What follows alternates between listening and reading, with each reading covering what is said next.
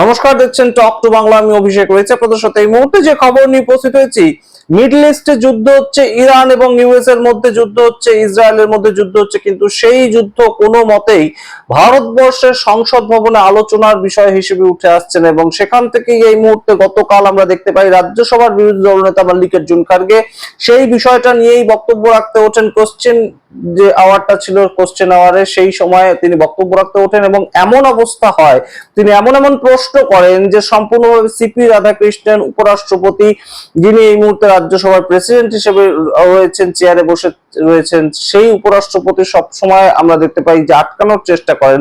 এবং গতকালও তার অন্যথা হয়নি, তিনবার যখন মল্লিকার্জুন খার্গে বিরোধী দলনেতা বলছিলেন তখন তাকে আটকানোর চেষ্টা করা হয়, কিন্তু ক্রমাগত বলতে থাকেন। 7 মিনিটের স্পিচ দেন এবং এই 7 মিনিটের স্পিচে এমন এমন বক্তব্য তিনি তুলে ধরেন মিডল ইস্টের যে যুদ্ধ সেটাকে নিয়ে। সেই সময় আমরা দেখতে পাই কিরেন রিজিজু থেকে উঠে জেপি নাড্ডা প্রত্যেকেই একদম সরাসরি আটকানোর চেষ্টা করেন এবং তারা বলেন যে কোশ্চেন আওয়ারে এত সময় কেন দেয়া হচ্ছে বিরোধী দলনেতাকে, আপনি কিছু ব্যবস্থা করুন, সিপি রাধাকৃষ্ণনকে বলা হয়। তো এই জায়গাগুলোর পরবর্তীতেও একদম কমপ্লিটলি মল্লিকার্জুন খার্গে তার যে প্রশ্নগুলো সেগুলো তিনি করে যান। কি কি প্রশ্ন করেন আমরা আপনাদের জানাই।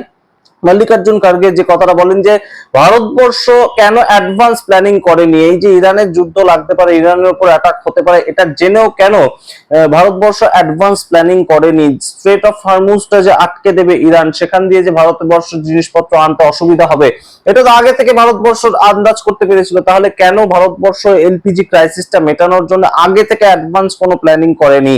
এই যুদ্ধ পরিস্থিতিতে ভারত সরকারের কেন কোনো প্ল্যানিং ছিল না? এই প্রশ্ন প্রথম করেন তিনি। তার পরবর্তীতে তিনি প্রশ্ন করেন যে এলপিজি নিয়ে যে ক্রাইসিসটা তৈরি হয়েছে, এলপিজি নিয়ে ক্রাইসিস তৈরি হয়েছে, দাম বেড়েছে, তারপরেও মানুষ পাচ্ছেন না এলপিজি, সেটা তো আছেই। তার সঙ্গে এই মুহূর্তে আরেকটা গুরুত্বপূর্ণ বিষয় উঠে এসছে যে এলপিজি নিয়ে একদম সারা ভারত জুড়ে বিভিন্ন জায়গা থেকে খবর উঠে আসছে, যেটা প্রবল ব্ল্যাক মার্কেটিং হচ্ছে। এলপিজি গ্যাস নিয়ে প্রবল ব্ল্যাক মার্কেটিং হচ্ছে। মূলত যারা রেস্টুরেন্ট চালান, হোটেল চালান, প্রাইস হোটেল চালান, তাদের গ্যাস না হলে কিন্তু কোনো মতেই ব্যবসা চলবে না। তাই তারা 900 টাকার এলপিজি কেউ 2000 টাকা দিয়ে, কেউ 2500 টাকা দিয়ে, কেউ 3500 টাকা পর্যন্ত দিয়ে গ্যাস কিনছেন এবং তারা বাধ্য হচ্ছেন এই ব্ল্যাক মার্কেটিং এ সামিল হতে। তার কারণ এখনো পর্যন্ত সরকারের পক্ষ থেকে কোনো ব্ল্যাক মার্কেটারকে যে গ্রেপ্তার করা হয়েছে বা পুলিশের গিয়ে একদম সরাসরি ধরেছে, সেরকম কোনো নজির উঠে আসেনি সারা দেশ জুড়ে। তা কেন এই মুহূর্তে সরকার সেটা নিয়েও কোনো স্টেপ নিচ্ছে না, এই ধরনের প্রশ্ন করেন। এবং এতটাই বেশ খানিকটা চাপের পরিস্থিতি তৈরি হয় সংসদের অভ্যন্তরে। আমরা দেখতে পেয়েছি যে লোকসভায় এলপিজি ক্রাইসিস নিয়ে বিরোধী দলনেতা রাহুল গান্ধীকে বলতেই দেওয়া হয়নি, কারণ তিনি এপস্টিন কথাটা বলে ফেলেছেন, একদম সঙ্গে সঙ্গে অম্বিল আটকে দেন। তো রাহুল গান্ধী 3 মিনিটের মধ্যে যেটুকু পেরেছিলেন বলেছিলেন, বাদ বাকি তাকে বলতেই দেওয়া হয়নি।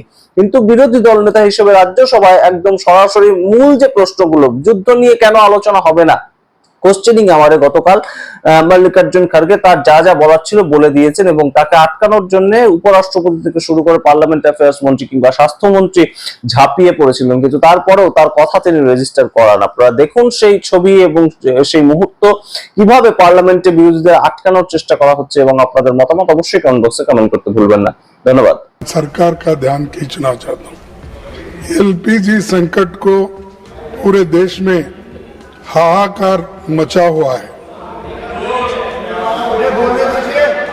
इसका असर गरीब और कमजोर तबकों के मिडिल क्लास, आम घरों, रेस्टोरेंट, हॉस्टल्स और कमर्शियल यूजर्स पर बहुत बुरा असर पड़ रहा है। भारत अपना कुल एलपीजी जरूरतों का करीब करीब 60% इंपोर्ट करता है। इसमें भी 90% इंपोर्ट्स स्ट्रेट ऑफ हॉर्मुज के रास्ते होता है। इस लिहाज से मौजूदा हालात डोमेस्टिक अवेलेबिलिटी और प्राइस स्टेबिलिटी दोनों के लिए गंभीर चिंता का विषय बन गया है।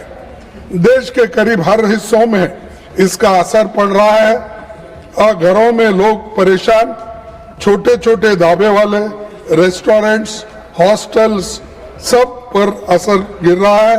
कम्युनिटी किचन्स से लेकर सभी रसोई तक बंद है। पर ही एमईसीएम भी और दूसरे कमर्शियल यूजर्स को भी एलपीजी सिलेंडर्स में मिलने की भारी दिक्कत हुई है। ये चिंता की बात है कि कई एस्टेब्लिशमेंट ने अपने ऑपरेशन सीमित बंद कर दिए हैं। कुछ ऊंचे दामों पर 5,000 प्रति सिलेंडर से अधिक कीमत पर खरीद कर रहे हैं।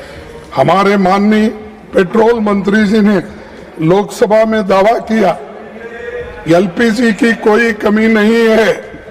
रूमर से सावधान रहिए कि लेकिन जमीनी हकीकत सरकारी दावों को गलत साबित करती है। सभापति जी, जब सरकार भारतीय नागरिकों को ईरान में एडवाइजरी जारी कर रही थी कि स्थिति बिगड़ सकती है, तो उसे ये साफ करना चाहिए था इसका असर क्रिटिकल मैरीटाइम रूट्स और एनर्जी सप्लाईज पर भी पड़ सकता है। उस लिहाज से हमें तैयारी करनी थी। Niranjan BCG no so now J so you have to conclude, please conclude. मुलाकात कर रहे थे तब उनको रीजनल टेंशन्स और संभावित डिसरप्शन के संकेत जरूर मिले Please conclude, होंगे। जी। मतलब Please ये है कि सरकार को ये बात अच्छी तरह मालूम थी और स्ट्रेट ऑफ हॉर्मज के रास्ते पर संकट आने वाला है।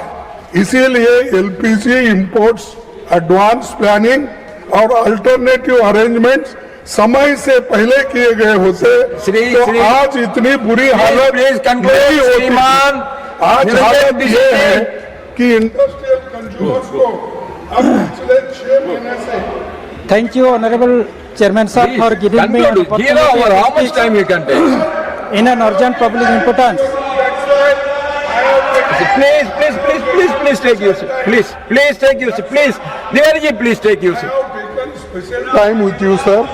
दैट इज इंडस्ट्रियल कंज्यूमर्स को अब पिछले 6 महीने की एवरेज सप्लाई का केवल 80% ही मिलेगा। फर्टिलाइजर प्लांट्स को 70% तक सीमित किया गया है। Please conclude. और रिफाइनरीज और पेट्रोकेमिकल यूनिट्स भी रिडक्शन का सामना कर रहे हैं। सरकार ने घरेलू एलपीजी सिलेंडर के दाम 60 रुपीज बढ़ा दिए हैं। कमर्शियल सिलेंडर की कीमतें 115 की गई है। अगर सरकार की दावा सच होता और वैकल्पिक खरीद से कमी की भरपाई हो गई होती तो इतनी पाबंदी क्यों लगती? आपने एलपीजी को दामों में बढ़ोतरी किस आधार पर किया और ये भी लोगों को मालूम नहीं है। सर, मैं आपसे विनती करूंगा कि सरकार को Please conclude. आप अच्छे हैं। How much time you can take? I have to call others now. Cylinder book करने के बाद वेटिंग पीरियड शहरों में 21 से बढ़ाकर 25 दिन और गांवों को रिमोट इलाकों में 25 से लेकर 45 दिन तक करा दिया गया है। इससे जमाखोरी। You want to respond to this? Your speech, please. 0 hour. Honorable LFP should know that this is 0 hour and one has to speak within 3 minutes. And the rule is for everybody, for every individual. 3 minutes. Everybody, that's why I requested after 0 hour. Immediately, if you give, I can discuss. I said, so he honorable Please take. Chairman. Please conclude. Chairman. Now, Garge ji, please conclude. Please Sir, conclude. 1 minute. I will finish 1 minute. Sanjay ji, इससे जमाखोरी और panic booking बढ़ रही है। महोदय, इससे कुछ महत्वपूर्ण सवाल उठते हैं। अगर सरकार को ये पता था कि एलपीजी इंपोर्ट्स संकट में पड़ेगा तो अल्टरनेटिव अरेंजमेंट क्यों नहीं किए गए? देश में कोऑर्डिनेटेड रिस्पांस और पब्लिक एंग्जाइटी का काम करने को अपोजिशन को भरोसे में क्यों नहीं लिया गया? और काला बाजारी जमाखोरी को रोकने के लिए सरकार कोई कड़ा कदम क्यों नहीं उठाया रहे?